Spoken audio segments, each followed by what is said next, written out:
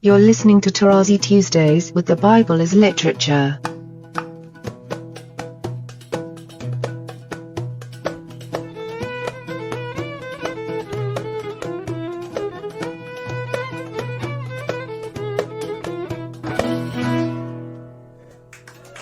Hi, this is Father Mark Boulos with the Bible as Literature podcast. This week, Father Paul begins his exegesis of Genesis chapter 2 with an important reminder that chapter and verse numbers, a convenience for contemporary students of the Bible, are not part of the original text. At the start of chapter 2, at the completion of the heavens and the earth, Father Paul explains how the author stresses and intends to remind us that nothing happens except by the will of God, who completed the work that he had done on the seventh day. I am happy to introduce Father Paul on Tarazi Tuesdays, the Bible as Literature podcast. Just to wrap up, because we're going to meet again the human being or the individual Adam in chapter 2, is stress again and again. I would never be tired of repeating this, especially to the Western mind, that the biblical premise for the world it is dealing with is definitely not anthropocentric. Man is not the center of everything. And actually, he is the great calamity for everything else.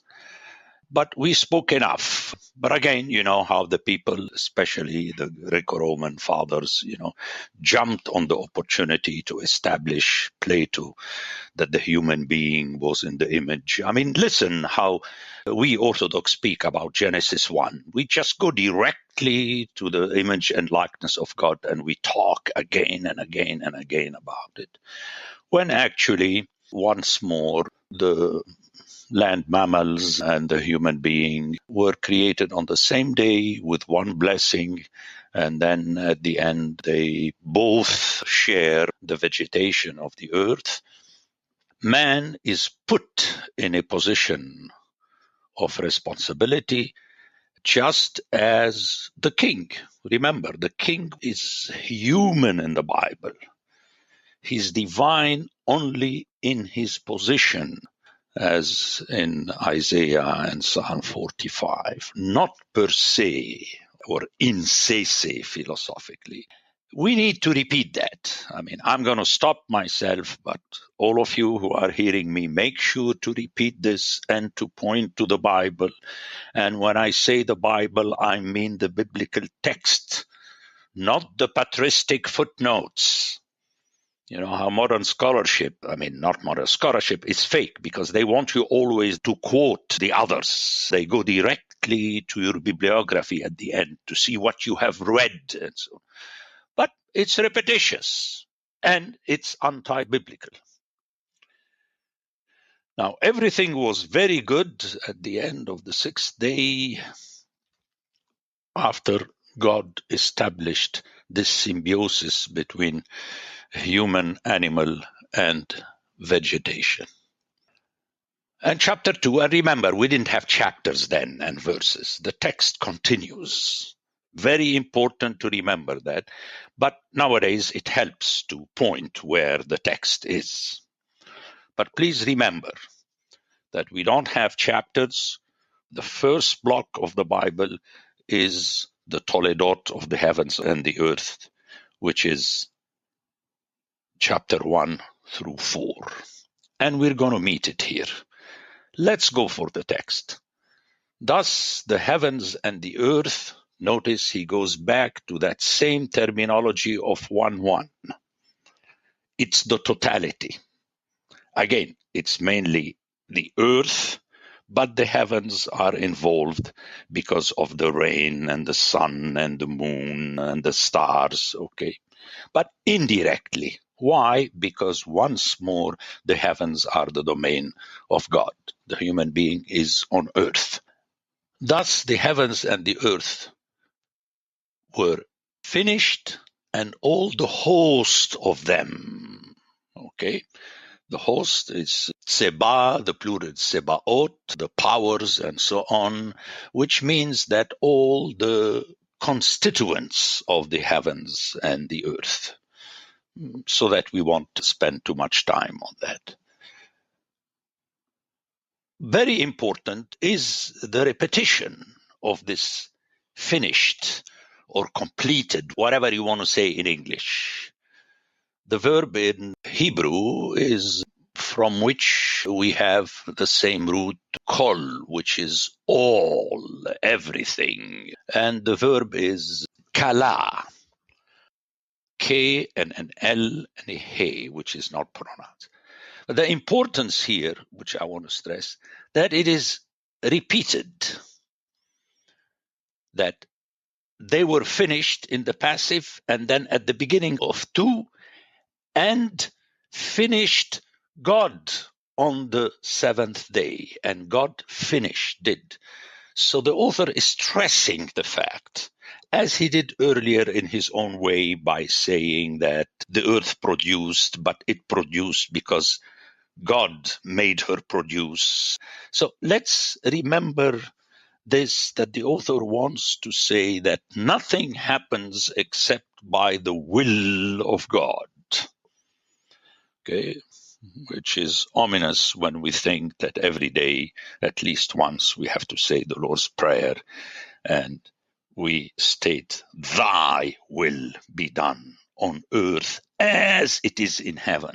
You see how Matthew is magisterial. Okay, so it is God that completed, ended, finished his work that he has done, asa, on the 7th day. Now, notice, verse 1 says that everything was done already in conjunction with the 6th day. So God did not do anything on Saturday. Actually, the text says, and he rested, which in Hebrew is vayishbat, which is from the same root as Shabbat, Sabbath later. We'll talk about that. It's the same root, but please let us remember already now, and I'll discuss it later, that the word Sabbath does not exist in this passage of Genesis. The Sabbath will appear later in the law. Very important. So let's not play games about these things. That the Sabbath was established already the 7th day. You can't do that with the biblical text. The root is the same, and the author will be playing on that. And then he will connect it with the rest of the Sabbath and the rest of God.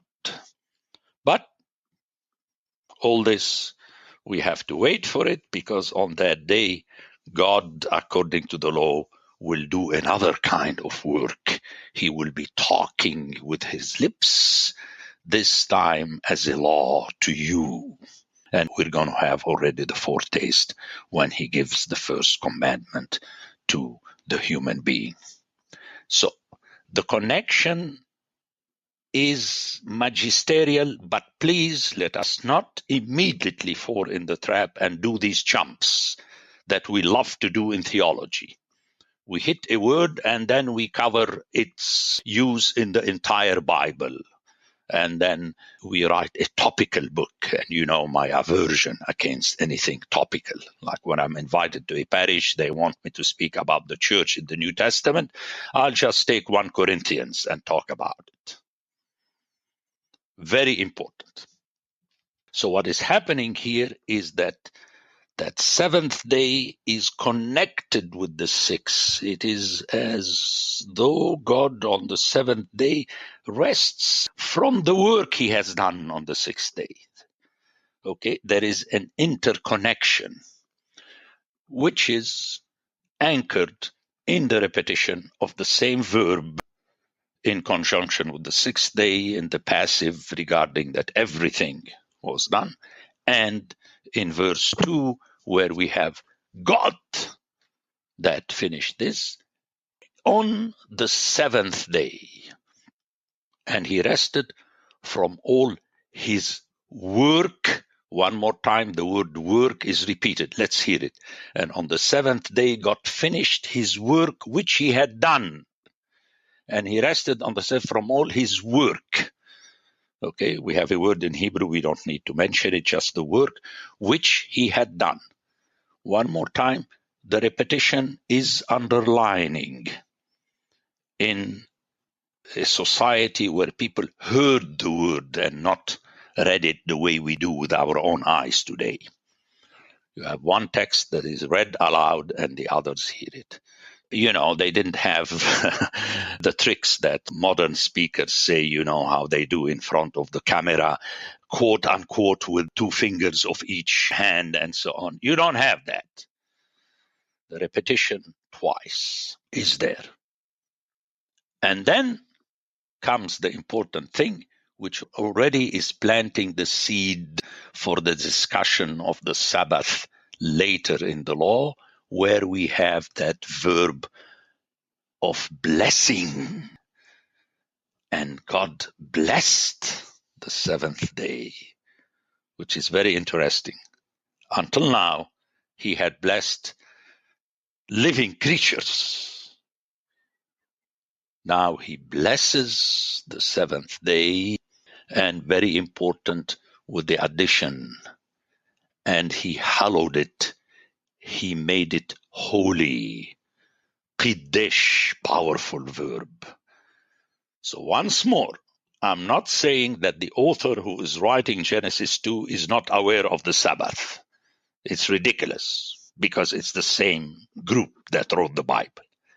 But still, the Sabbath, very powerfully, is established specifically in conjunction with the law. So that's the richness of the text. So we have pointers, because remember, if you're hearing for the first time the text, until now, you have not met the word Shabbat. It's like earlier when I told you, in the beginning, God, Elohim. What's Elohim? You don't know. You have to wait and see what the Bible is going to do with it. Here we have the same thing. You have not heard the word Sabbath, so you can't use it and make it up. You're hearing only the blessing of the seventh day on which God rested. That's all you have. It's like Lego pieces or IKEA pieces. You have to wait to follow the instructions. And remember, the Bible is the book of instructions. So we have the blessing that is connected. So we have a special blessing. He made it holy. And the reason is given, which is going to be given in the law. Let me take a shortcut here. In the law, we have 2 reasons for the Sabbath. One, that God rested, and in the other text is that because I took you out of Egypt, okay, in order to receive the law. But please, let's not discuss this even when you ask me at the end about the Sabbath in the law. I'm not talking about that. He rested from all his work. 3rd time he is mentioning it, which means everything is done already. Okay? So what happens technically on that day? Why is it holy? Later we shall hear, because God will be speaking directly to you with specific commands. And we're going to have the foretaste in a few verses in Genesis. So again, I mean, Genesis is right there. I said it in the book and I repeated it on many podcasts that from 1 to 4, we have everything that the Bible will expand upon. Because in it, he rested from all his work, which, and here we have suddenly the mention of the verb bara, create, which he used in chapter 1. God, in order to make it, I'm reading the Hebrew.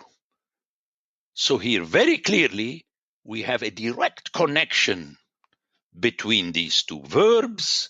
That's why the Septuagint didn't have any problem to connect them earlier in chapter 1 by translating both bara and asa from the verb pio, epis, and he did.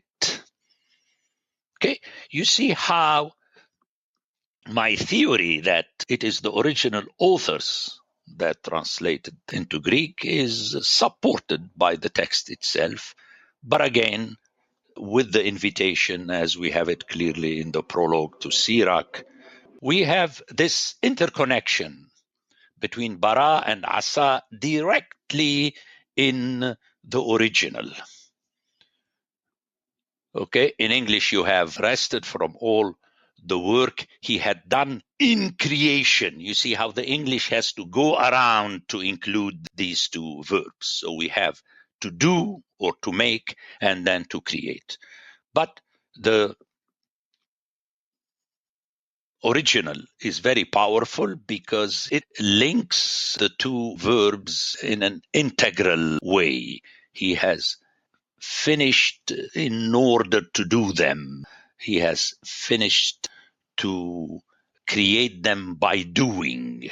So to the ear, I'm putting too much time to explain these things to my hearers, but I hope that they will get the real thing in my presentation, that ultimately hearing a literary text needs also feel. Notice, I'm not saying feelings.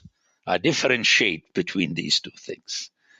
You know, how you think about something and you get at the end the feel, the scoop.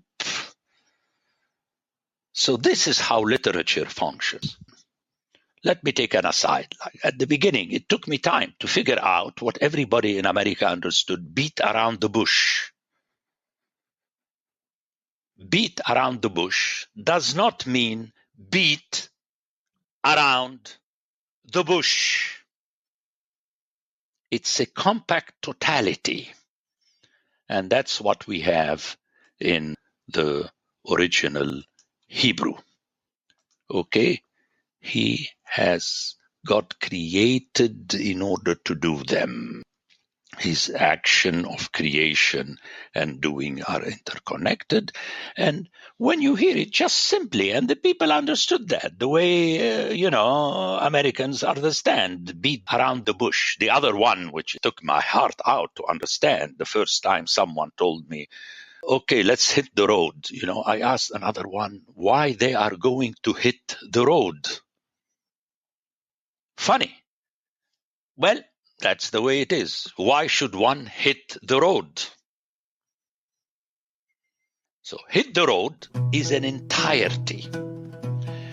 So anytime I have the opportunity, because this is what the podcasts are all about, to go in detail, and you remember in the intro I made a big deal about the language and the grammar and so on, and here we see how we need them. The Bible as Literature is a production of the Ephesus School Network.